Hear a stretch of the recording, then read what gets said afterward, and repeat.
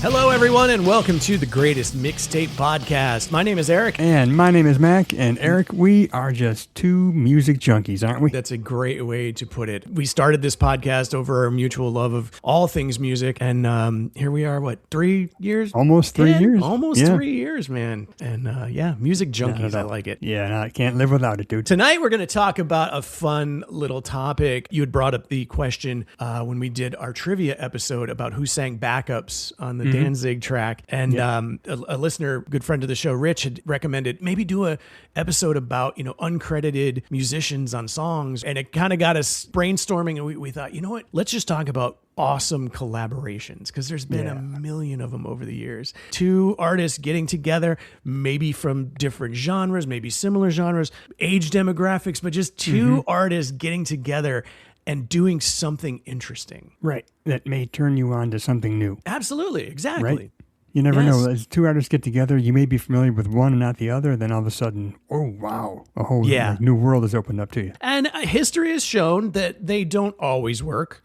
There's been some stinkers over the years, but we're not going to talk about those. We're going to talk about ones that we love, actually. We're going to focus on the positive, as we try to do here on the Greatest Mixtape Podcast. And we want to start off by just honoring Walk This Way by Run DMC and Aerosmith. Yes, that's the blueprint. Sure. It's been talked about by a million podcasts, a million different people. So we're not going to dive into that one, but we want to upfront say that, yes, that is the one that kind of started everything. We're acknowledging its existence and its importance in the musical landscape, but it's been talked about ad nauseum, dude. We don't need to continue a conversation about that particular song, and also certainly not the first collaboration either. I mean, clearly there's been others, over the years, but that was the one, at least for our generation, that really was like, wow, this is two completely different worlds coming together and making this amazing song. And a lot of people, post that song's release were like, hey, we should do something like that. And the other thing we want to get out of the way is that we could have done an entire episode on the Judgment Night soundtrack. Yeah, we've referenced that a few times. It's genius. But yes, we could have. This whole episode could have easily just been that one soundtrack. So it's killing us, but we're not going to talk about Judgment Night in this episode. But if you don't know what we're talking about, please go check out the Judgment Night soundtrack. Slayer and Ice-T do a track together. Obviously, our favorite Helmet and House of Pain come together for that. Run DMC and Living Colour. Yes, Run DMC and Living Colour is amazing. Yep. Yeah, there's a lot. Booyah Tribe and Faith No More.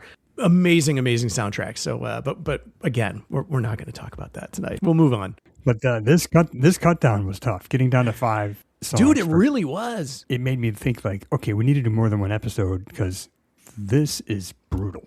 Yeah.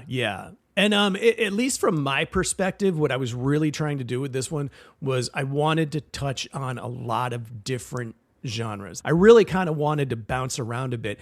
And like you said, it was hard to whittle down because there's so many great songs out there. Yeah, that was tough. But I think I'm ready. All right, man. Well, let's just dive in. You want to go first? Sure, man. We mentioned Walk This Way, Run DMC and Aerosmith. Mm-hmm. A little bit before that, there was this guy that you may have heard of named Michael Jackson. Sounds vaguely familiar. Teamed up with Eddie Van Halen on the song Beat It.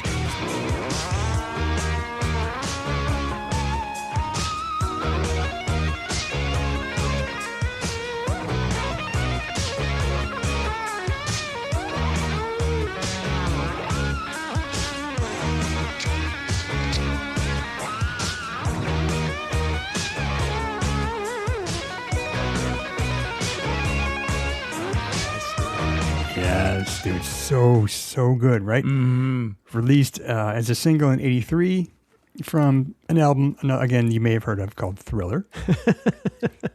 It just features that sick Eddie guitar solo. And it's important to point out that the main guitar riff in the song is not Eddie. Correct.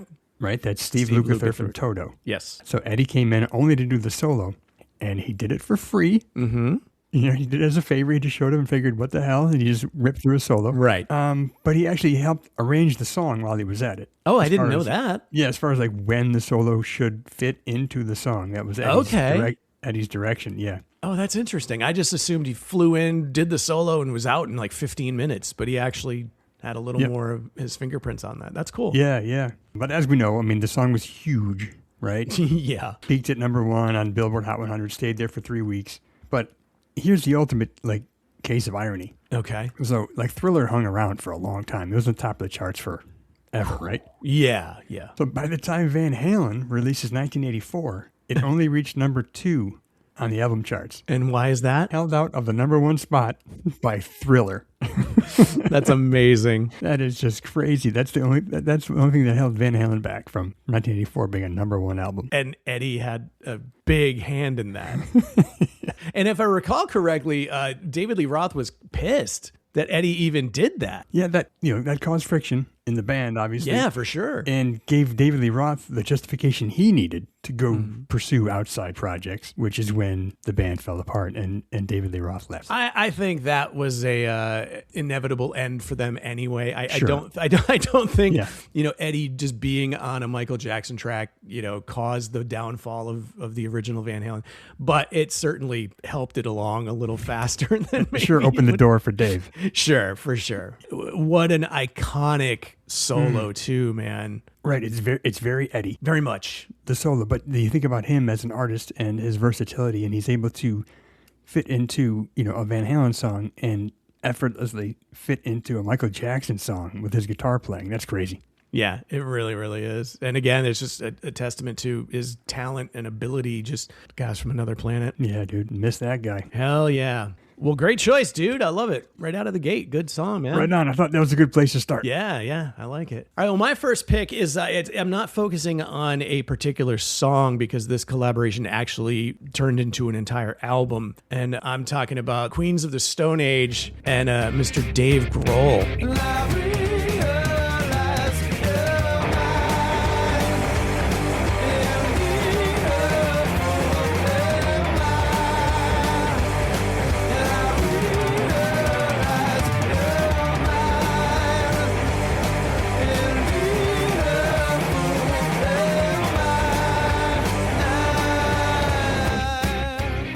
Came together back in 2002 for the Songs for the Deaf album by Queens of the Stone Age.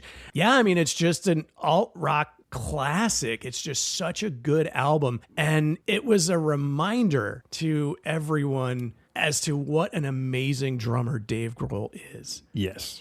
By this point, Foo Fighters were firmly, at the top of the rock charts. And I think people maybe forgot a little bit because he was fronting the band. He's playing guitar, he's singing, he's not playing drums, maybe in the studio. But people now know him as the guy that fronts the Foo Fighters. Right. And he's like, yeah, I'm going to get behind the kid for this album. And got together with Josh Homme and just destroyed, dude. And that's just one of those albums where I listened to the drumming and I'm like, God damn, dude. Like he was the perfect guy for that job. And I know Dave sometimes likes to downplay his drum playing. He very much does. As, he's not an elite player, blah, blah, blah. Yeah. Okay, maybe he's, those guys may be more technically proficient, but Dave has a feel. Absolutely. And a sound, right? Like he has his own distinct, a Dave Grohl track. Dude, yeah, like you said, there are better technical drummers out there. That's fine. No matter how great you are, somebody's always going to, be technically better, blah, blah, blah. Who cares? Yeah. But it's hard to match his distinct style and his intuitive approach to not just drumming, but just songwriting in general. Like you hear a Dave Grohl composition, I swear, even if somebody else recorded it, you'd be like, it kind of sounds like a Dave Grohl song, and his drumming is very, very much the same way, his groove, his ability to always find, this is what I love about his playing too. He always finds the perfect fill every time. Sometimes it's super simple. The opening to Smells Like Teen Spirit. Right. I mean, that is so simple, but picture that song without that drum intro. Right. It's just not the same. And then other times, you listen to No One Knows off of the Queens of the Stone Age Songs for the Deaf album. And every fill in that song is sick, dude. He's going off during that track. And again, it's a reminder that just this guy, even if the Foo Fighters never existed, he'd go down in history as one of rock's greatest drummers. And I love that he plays hard. He hits hard. Oh, yeah, he does. Right? Dude beats the shit out of his drum set. And I've said it many times on this podcast. Those are my favorite drummers, man. You know, it started with John Bonham, you know, and then the Tommy Lees came along and people like that. And then, you know, Dave Grohl's right in there just hitting the shit out of their drums, dude. And it just... like they owe him money. He's just... Yeah, exactly, man. Nice, man, nice. Let's go now. Let's go to 1991. All right.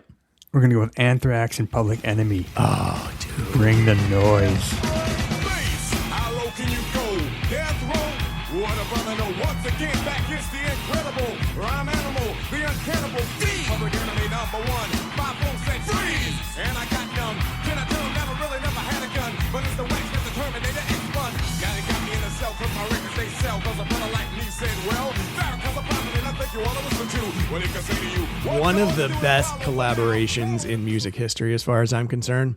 To me, it's top 3. Yeah. It really is. That when that came out, that song was everything to us. Like, yeah, and it still is. Like, I hear that song and it just takes me to a different place. It's so good. That is one that, yeah, when I'm in my car, dude, and like if that just pops up like on Spotify or something, yeah, every single time I have to put that shit on like 30 on my car stereo. Like, you know what I mean? Like some other songs are just background noise. It's getting me through my commute, whatever. Dude, Bring the Noise comes on and boom. I mean, that shit has to be loud every goddamn that time. intro with the drums. Oh, yes, dude. So hard. Fantastic. But yeah, 1991 Anthrax album Attack of the Killer Bees, which was a collection of B-sides, covers, rarities. Yeah, great stuff. If you don't have it, go get it. It's incredible. Yeah. But it was also released on Public Enemy's Apocalypse 91, The Enemy Strikes Black. But yeah, I mean, Anthrax were just fans of Public Enemy before the collaboration, obviously, and they'd been performing that song live for a couple of years before they actually went in the studio with Public Enemy and recorded it. And it led to the two bands touring together. Yeah. After that Public Enemy opening for Anthrax, and every night they closed the show with Bring the Noise. One of my biggest regrets in life is not seeing that tour, dude. Oh, I would kill to go back in time and be there for that.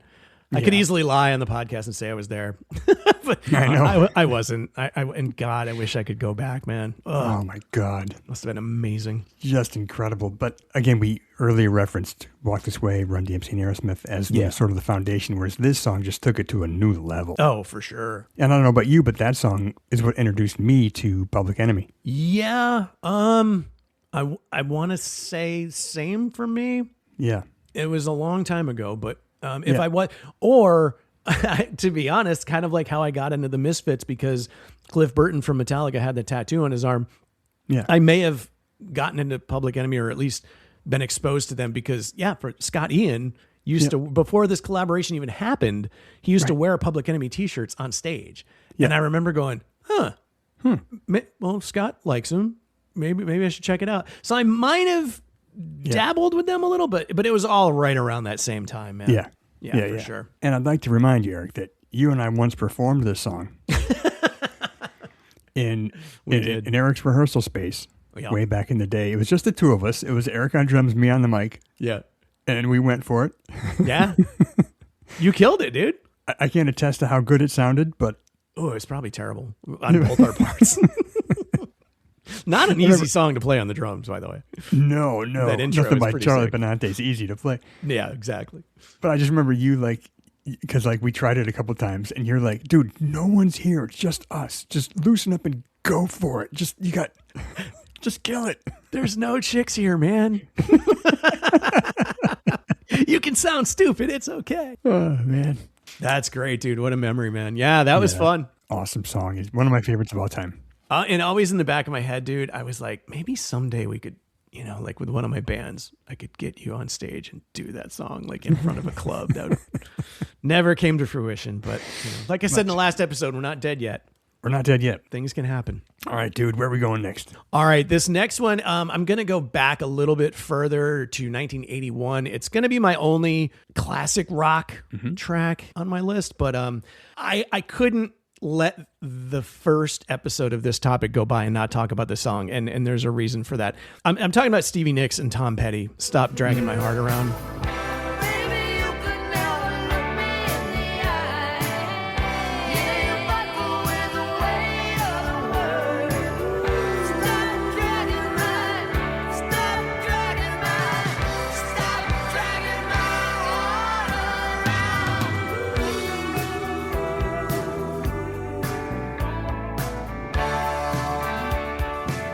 just such an amazing song. The reason I really wanted to talk about it, though, is because I like Stevie Nicks. I like Tom Petty and the Heartbreakers. I'm not the biggest fan of either one. Like, you know what I'm saying? I don't have all of their albums. I like them both just fine. But there's something about that song. And again, it came out in 1981. I was 10 years old. And I just remember, even as a child at 10 years old, hearing that song in the radio. And I couldn't explain it then, and I still can't put my finger on it to this day. I just love that song so much. I don't know if it's the blending of their voices. They have very different, distinct vocal, she's got that smoky, raspy delivery. He's got a bit of a drawl to the way he sings. And maybe it's the vocal combination. Maybe it's just the song itself. But I've just always been so drawn to that track that I'm just like, you know what? I can't even explain why I love it so much, but it should be on this list because, again, it's just one of my favorite collabos ever, especially for two artists that I'm like, yeah, they're cool. Not, not my favorites, but that song, it's the what is the expression? The sum of the parts, whatever the hell it is, but it's greater than the sum of its parts. I just absolutely have always loved that song. Dude, that song is fucking incredible. It really is. It is. And I think we can both say this, being honest, that we're not huge Fleetwood Mac fans. Sure, like them, fine, but much bigger Stevie Nicks fans. Oh, I'll give you that for sure. Yeah. So you're right. Something about that song is so unique with the combination of those two voices. Yeah. And the music is so great. Like it's almost the perfect collaboration. It is. Yeah. It's so good. And originally Tom Petty, had the music written and it was going to be a Tom Petty and the Heartbreakers song. But then he passed it to Stevie Nicks and was like, hey, I think this works for you. And she had just left Fleetwood Mac. She was about to drop her debut Belladonna in 1981. And that song had a big hand in launching that out. It's an amazing record. That song had a big part of, putting her right out of the gate in a great spot. I mean, she had a top 40 hit, as a solo artist. And man, it's just so good. All right. You ready for this one? Absolutely, dude. I got Lenny Kravitz and Slash. Nice, dude. Always on the Run.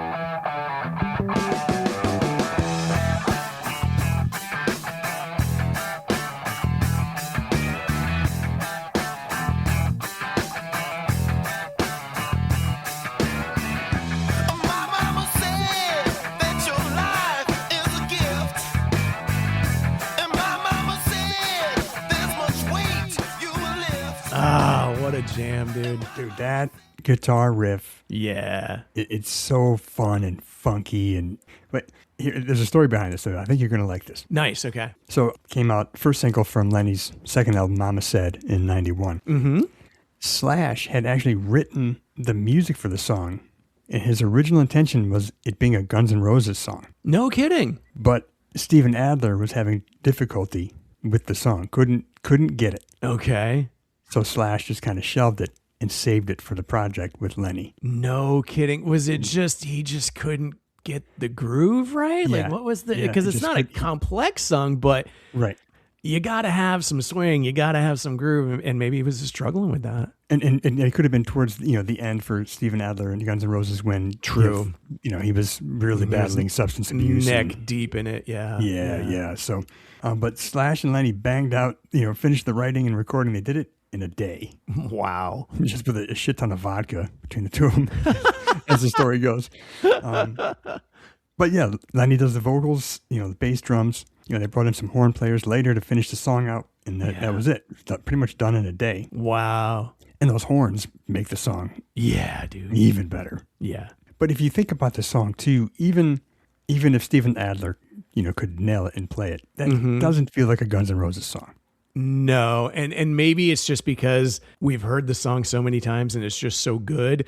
Yeah. But I agree, man. I'm trying to picture it and I can't. I just don't hear that as a GNR song. And Lenny's probably got like 4 or 5 bangers, right? Like songs that just kick ass. And the rest of his music, you're like, yeah, okay, whatever. Yeah. But man, this one's at the top of my list. Lenny Kravitz and Slash, Always on the Run, man. so friggin' good, start to finish. Yeah, and that album in particular, like if I had to pick an album of his, oh my God, that album's so good. Yeah. Just right songs at the right time, and yeah, it was really good, dude. Yeah, my man Slash. You're like coming hard with the guitar heroes on this one. So far anyway. Eddie Van Halen, Slash. Man, can't wait to hear what's next. Stick around. But wait, there's more. Oh man. Well, I can't do an episode without including Prince in there somewhere, right? I mean, I'd be just shocked if Prince wasn't involved in this.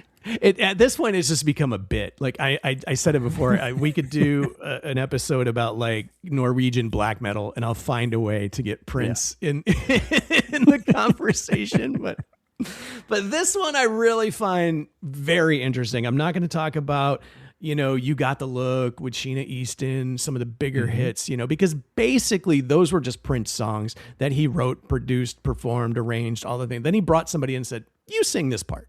Right. So not really a true collab. You know what I'm saying? Yeah. This one's actually interesting because I've actually heard people in real life say, man, can you imagine if Prince and Madonna ever did a song together? And I'm like, but they did. They did. Don't go give me one of your lies. Say what you mean what you say. Don't go and throw our love away. God strike me dead if I did you wrong. This is not a love song.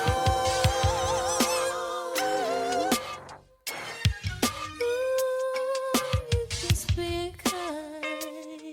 A lot of people don't know it because it wasn't a huge hit. It was a deeper cut on the album. It was 1989's Love Song. It was from her landmark album, Like a Prayer. And Like a Prayer had the track Like a Prayer that reached number 1, Express Yourself reached number 2, Cherish reached number 2. There's a few others in there that were top, 20 tracks. So this Prince collaboration called Love Song just wasn't released as a single. It's a fantastic track, but it was just a deeper cut. And I don't know, in a way, to me, that makes it even a little cooler. Yeah. And it's a collaboration in the truest sense. They wrote the song together. And there's no mistaking the second the song starts. It's a very basic, almost minimalist, like keyboard groove. Of course, his Lindrum signature drum sound. You always know it's Prince. And then he's also singing backups, and then Madonna's singing leads. And it's just this perfect blending of their styles. And again, I just find it fascinating that they did this song, two of the biggest pop artists on the planet at the time. Yeah. And a lot of people don't even know that it exists. Right.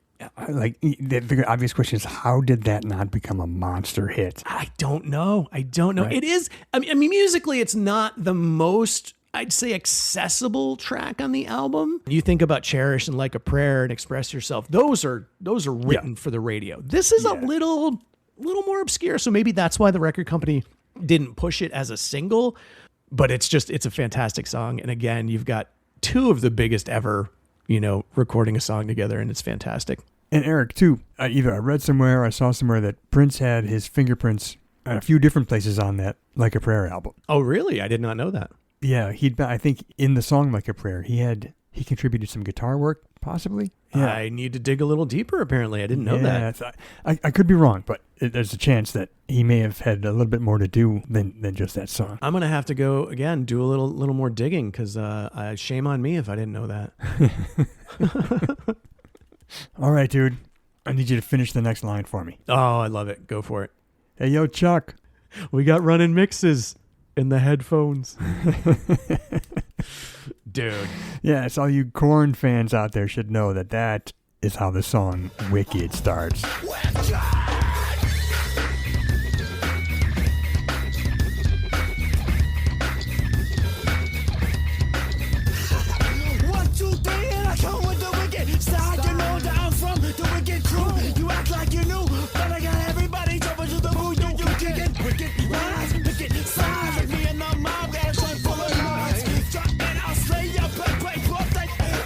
It's Korn and Chino Moreno from the Deftones teaming up. This is a twofer because it's a collab and it's a cover song where they cover the song Wicked by Ice Cube. Dude, an amazing collaboration and an amazing cover song. Oh my God, is that good? Dare I say, I like it better than the original.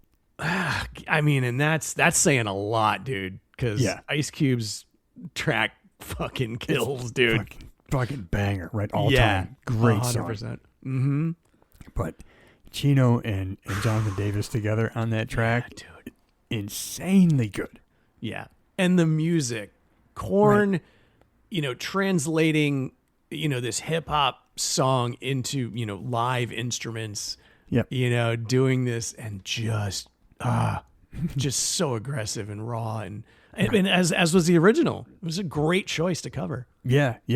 So Chino, handles the verses and Jonathan Davis takes the chorus. Yeah. And does his thing. His crazy Tasmanian devil shit. Yeah, dude. That was on the 1996 album Life is Peachy, which might be my favorite Korn album. Yeah, it's up there for sure. Yeah. But actually, I mean, the cover eventually led to Korn's first collaboration with Ice Cube himself on Children of the Korn. Children of the Korn, yeah. Yeah, 1998's Follow the Leader. And then Ice Cube eventually, wound up on the Family Values tour with Korn. So that song kind of snowballed into other things. And again, so cool to sort of relive that talking about it, man. What a cool, fun time. Mm-hmm. We were kind of metal kids but we dug hip hop even though it wasn't cool to do that at the time. Yeah. And then these bands, again, Anthrax and Public Enemy and Aerosmith and Run DMC, started to make it okay and cool. And so by the time Korn came out and they're doing covers of Ice Cube and then ultimately collaborating with Ice Cube, it was just such a fun time for music, man, because it was totally cool now for metal guys to be into hip hop and, hip hop guys to be digging metal. Yeah. And God, it was just so much fun, man. Dude, the 90s were awesome. They really were, dude.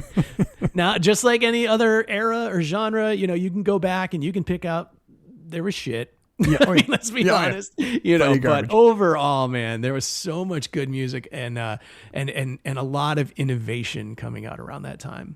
Yeah. It wasn't boring, that's for sure. No, that's for sure. And I just wish I'd at some point been able to see these guys do this live. Korn with Chino, that would be just incredible to see live, but never got the chance. Yeah, same, dude. God. And as long as we're talking about Ice Cube, I have to do it. Right? Please do. Okay. Yay. Dude, that's almost as good as your shout outs, man. I love the Ice Cube impression. It's so good. But yes, if you don't know it already, Korn and Chino Moreno from the Deftones covering Ice Cube's Wicked. Check it out. All right. So Mac, my next one, every once in a while, a collaboration happens and it happens to be two of your all-time favorite artists coming together. Dude, it's extra special. And this one's actually, I don't want to say a three-way because that sounds dirty. It's a threefer, I guess. It's David Bowie. It's his collaboration with Brian Eno and ultimately Trent Reznor. Mm-hmm. And it's the track I'm Afraid of Americans from 1997. Oh, man. I'm afraid of Americans. I'm afraid of the world. I'm afraid I can't help it. I'm afraid I can't. I'm afraid of Americans. I'm afraid of the world. I'm afraid I can't help it. I'm afraid I can't. The original song was a collaboration between David Bowie and Brian Eno before Trent was even involved, right? Mm-hmm. Of course, Brian Eno, electronic music guru, was working with David Bowie. So they originally started writing the track together in 1994, and it ended up on the soundtrack for one of the, in my humble opinion, greatest movies ever released, Showgirls. All-time classic. Am I right? Oh, come on. It's like Citizen Kane. Well, the first version of I'm Afraid of Americans was on that soundtrack. And if you go back and listen to it, the funny thing is the chorus, he actually says, I'm afraid of the animals. Uh-huh. So a couple of years later, he's releasing his album Earthling in 1997. And so he reworks the song and changes some words around. At this point, it's more of a social commentary. It's about consumerism and how American society and culture was kind of like taking over globally. Well, Trent Reznor decided that he really wanted to remix it because now the song's better than the original. It's much better if you listen to the album track on Earthling.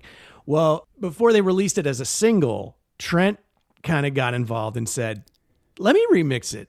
They had worked together. They had toured together in 1995. They were great friends. And so the remix version, also known as the V1 version, they call it, was what you hear on the radio and what you see in the video. But the actual album version is a little bit different. Trent made it it was a great song anyway. He made it perfect. Yeah. You can't talk about that track and not talk about the video. I don't know if you remember the video, Mac, but yeah, dude. Shot on the streets of New York City, and David Bowie is playing basically a visitor from another country, a tourist. And Trent plays Johnny, who's this disgruntled cab driver, and he's just stalking David Bowie through the whole video and creeping him out and scaring him. And at one point, David Bowie just finally starts running away and Trent's chasing him. And it's just such an unnerving, creepy video, dude. And at some points, Bowie will turn around and Trent's like across the street just staring at him with this creepy look. And just, it's an amazing song to begin with. And then, you put Trent Reznor and David Bowie in a project together. And man, those are two of my all-time just favorite people in music. And it was just perfection as far as I'm concerned. Yeah. And again, you go back to that time, you go back to the 90s. Yeah.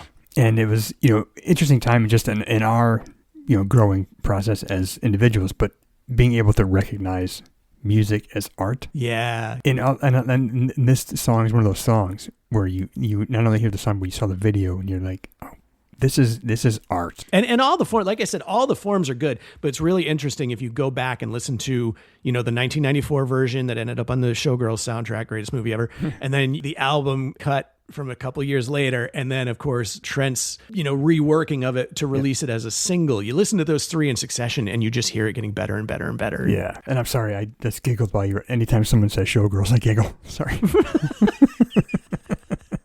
All right, let's have a little fun with this one. All right, let's do it. This is a 2016 song, a collaboration between Stephen Marley, who is he's the second son of Bob Marley and Rita Marley, teamed up with Shaggy. Yeah. Mr. Boombastic himself, Mr. Lover Lover. Mr. Lover Lover. And the name of the track is So Strong. Girl, anytime that you need me, call. Even if I'm middle of the night. Woman, you are the ink to me, young touchy road, so we fly, we bump to take flight. No other girl can grip in your lane, everything in a way, make sure the deed right. Give you all of me loving sincerely, just make sure we keep the thing tight. Well, I might not be there as much as I want to. What a great jam, dude. Oh my God. It's so catchy. It's one of the catchiest songs I've ever heard. Yeah, for sure. And you team up Stephen Marley, who is more than just the son of Bob Marley. Yeah. He's an 8-time Grammy winning artist. Yeah. So this guy has credibility. But yeah, this is not a Nepo baby. This is the right, radio. Exactly. But of course, it's reggae influenced, obviously. Sure. But just fun and breezy song loaded with hooks all the way through. And it's one of those songs that you can just play over and over again, and you're just going to be happy. It's so much fun and light and, again, catchy. Like, once it's in your head, it stays there. Yeah, that's one of those songs that it's hard to get tired of. Yeah. It's that good. But no, man, I can listen to it on repeat and just be happy thinking about life, for sure. Yeah, that's a good one, man. Yeah. And Shaggy was just fun anyway. Or still is. I'm talking about like he's not here anymore. Yeah. But Shaggy's just a fun artist anyway, man. Yeah, dude. All of his stuff was fantastic. Yeah, super fun. Yep. And I don't know if I told you this before, but way back in the day, I would every now and again get invited to work like security for concerts. Yeah, I remember these stories. And there was a Shaggy. He was headlining a show I was working. Nice. And they put me like in front of like the backstage area. Like I had to check passes. Everyone had to have like the laminates to get backstage. Sure. And this little guy walks up and he just blows right by me, and I hold him. I'm like, whoa, like you don't have a laminate. Oh God, who was it? And he gave me the voice. But I'm Shaggy. and I'm, oh shit, man! I'm so sorry. Oh, that's great. Right this way, sir. And I took him right up to the stage. He jumped right up on stage and started doing like his sound check. I was like, oh shit, I'm an asshole, man. That's great. No, you were doing your job, dude. He had his hat pulled down low. Like I didn't reckon. He walked by with his head down, and all I did was, hey man, you don't have a pass. Oh, that's fantastic. Yeah. Good for you. Well, I hope he appreciated that, again, you were doing your job, because if he's up there performing and some asshole tries to storm the stage, you were at least there to maybe stop him. All right. Well, I am now officially about to do my last pick for this episode. And I wanted to save this one for last because this one comes so far out of left field. I figured we would wrap up my segment with this one. And I'm talking about a collaboration that took place between Mike Patton, of course, from Faith No More, Mr. Bungle, Dave Lombardo from Slayer, the godfather of, extreme drumming, Buzz Osborne from Melvins, and Trevor Dunn, the bassist for Mr. Bungle. They put an act together called Phantomas.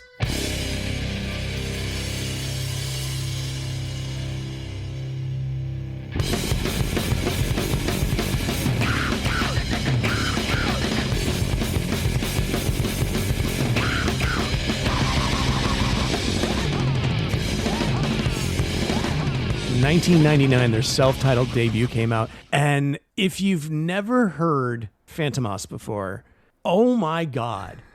If you are familiar with Mr. Bungle, you know how weird Mr. Bungle is? Mm-hmm. Picture like a thrashed out, heavier, more psychotic version of Mr. Bungle, and you get Phantomas, dude. Yeah. It is the most insane shit I've ever heard in my life, but it's genius, dude.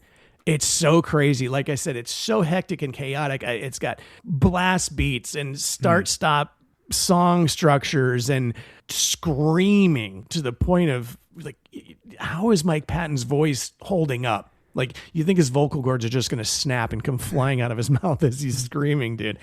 It's just experimental insanity. Yeah. And I absolutely love it. It's nuts, dude. And they do crazy shit. Like, they have a version of the theme from the movie Cape Fear. Yeah, dude. Right? Yes. Yeah, it's so bizarre, but I love the fact that there's no rules, man. Yeah. You know, it's I can't even explain it, man. It's so hard because it's everything. It's got elements of grindcore, alt metal. Mm-hmm. Like I said, the screaming noise rock. It's so insane. Yeah. It's so nuts. But you've got these world-class players, and that's what makes it so special. Fun fact, Dave Lombardo was not Mike Patton's original choice for drummers for the project. You know who he really wanted, or initially wanted behind the throne? Oh. Behind the kit? What year was this again? This was the self-titled album came out in 99. So late 90s. Late 90s. Who would he have wanted? Well, we were already talking about Dave Grohl, so I'm going to say Dave Grohl. It was not Dave Grohl. He initially was trying to recruit Igor Cavalera from Sepultura. Oh, no shit. And Igor, for whatever reason, was just like, whether he didn't have the time or what it was, but he was just like, I can't, but you know who's perfect for this? Yeah. Call Dave, man. And so Igor was actually the one that told Mike, no, I'm not the guy for this. Dave Lombardo's your guy, dude. Yeah. And so Mike Patton reached out to Dave Lombardo, and instantly Lombardo was like, yes, let's go. Yeah. And again, check it out. If you like Mr. Bungle, you like Faith No More, give it a listen. It's far more abrasive. It's far more over the top. But again, world-class musicians playing this music, you'll find something in it that you're like, wow, this is pretty amazing. Initially, it might freak you out, but give it a chance. Right. And if not, let me know how much you hate my suggestion. I'm okay with that too. But it's also artists saying, don't put me in a box. 100%. Right? Like, you wouldn't think Dave Lombardo from Slayer as the guy who would be in this project. Right. Or Buzz from the Melvins. Exactly. Right. I love this quote. Dave Lombardo once described the band as sounding like if Pablo Picasso was a musician, this would be his music. That's awesome. Check him out. All right, dude. I think we got to the end of this episode. Wow, that was fast, dude. Yeah, I know. We can talk about it. We may need to do another one. We are definitely going to do another one because, I mean, we've got so much more material, man. Oh, I got like another 20 songs, dude. Yeah. Ready to go. Yeah, there's some great stuff to talk about, man. But what do you say we get to some shout-outs? Let's do it. Okay, man. Let's go. Let's start outside of the United States. We're going to go again. We said this in the last episode. Calgary, Alberta, Canada. Coming in strong. Thank you so much. Now, here we go. I love it. Tuxtla Gutierrez, Mexico. Awesome. Okay. Great job. Warsaw, Poland. Minusio, Switzerland. Okay. Mechelen, Belgium.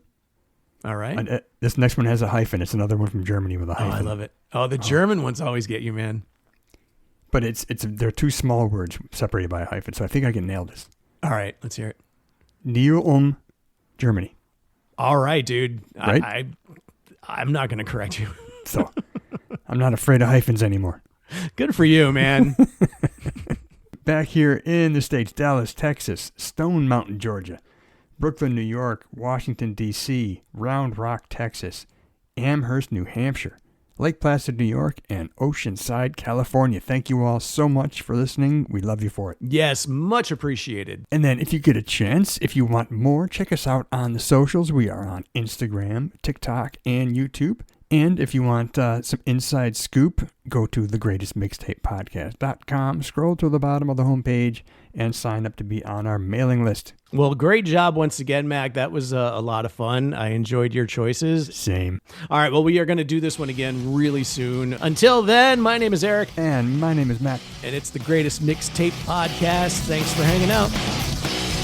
Yeah.